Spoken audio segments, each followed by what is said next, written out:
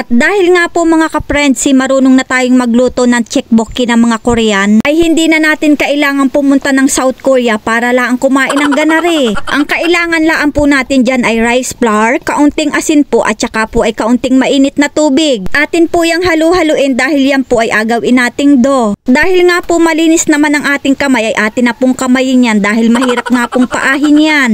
Kung sa tingin nga po ninyo ay kulang pa sa tubig ay pwede naman po kayong magdagdag dyan para maging dough. At pag ganyan na nga po ang itsura, pwede na po nating ilipat yan dun sa ating masahan. At pagdalawahin po natin yan dahil nga po yan ay ating apahabain. Pagilungin laan po natin yan hanggang sa humaba at atin po yung aputol-putulin. Dahan-dahanin laan po natin ang pagpapahaba para po hindi magbitak-bitak. At pag napahaba na nga po natin yan at kasing lalaki na ng ating mga daliri ay pwede na po natin yung putol-putulin. At kung mahilig ka nga po sa Korean drama ay panahon na po para tumigil ka na dahil wala ka pong mapapala dyan. Dahil apakiligin ka laan po niyan, ang masakla pa, apuyatin ka pa niyan. Alam na alam ko po yan at ako po talaga isa din sa mga naging adik sa palabas ng mga Korean. Sa kaiisang episode mo nga po ay hindi mo namamalayan, madaling araw na pala. At pagkatapos nga po natin putol-putulin yan ay ilagay na po natin yan din sa ating pinainit na tubig. At habang inaluto nga po natin yung ating tteokbokki ay tayo po muna ay mamimitas nitong ating lara na ating apang lahok. Kakatuwa po ba yan naman arin tanim kong larang ari at napakasipag mamunga. At kung pera nga po ang inapamunga nari ay sasisipag po ng mamunga nari araw-araw ay panigurado po may mga milyones na ako sa bangko. At dahil nga po tayo ay isang adik sa Korean drama dati ay pinag-aralan po natin ang ganaring luto. At pag nga po nakikita ko si Lee Min Ho na nakain ng ganaring pagkain ay talaga naman pong ako'y takam na takam. Parang gusto ko na rin pong pumunta ng South Korea, matikman laan po ang ganaring pagkain. Ang problema laan po ay wala po tayong pamasahe papunta doon. Nako ay lagi po ba yan namang pera ang kaulam. At para po lalong sumarap ang ating alutuing tteokbokki ay tayo po ay nag-order sa online ng fish cake. Ay napakasarap po ba yan naman na rin fish cake na ari dahil nga po ari ay 95 pesos laang. At ayan na nga po luto na yung ating alutuing tteokbokki at atin po yung ilagay sa malamig na tubig. At habang inapalamig nga po natin ay magsalang po muna tayo ng kawali at magisa po tayo ng bawang at sibuyas. Sa dali nga po nitong lutuin ay kahit hindi na po kayo pumunta ng South Korea, matikman laan po ang ganaring luto. At maglagay din po tayo dyan ng 2 kutsarang toyo at 2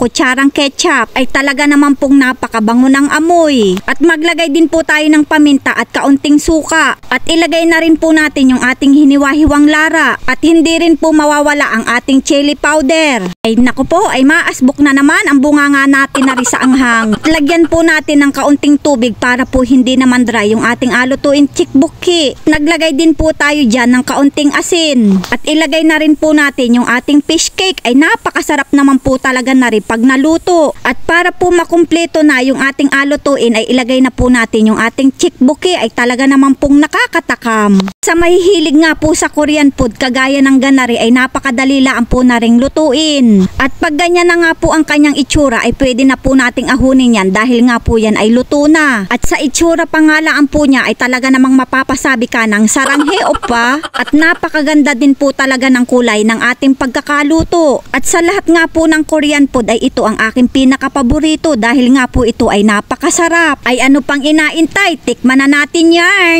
Lalong mas masarap ang tteokbokki pag tayo ay naka-chopstick. Syempre, Korean-Koreanan tayo dyan. At kahit nga po medyo maanghang ay talaga naman pong napakasarap pa rin talaga niya. At kahit nga po tayo ay pilengera sa paggamit ng chopstick ay kering-keri pa rin.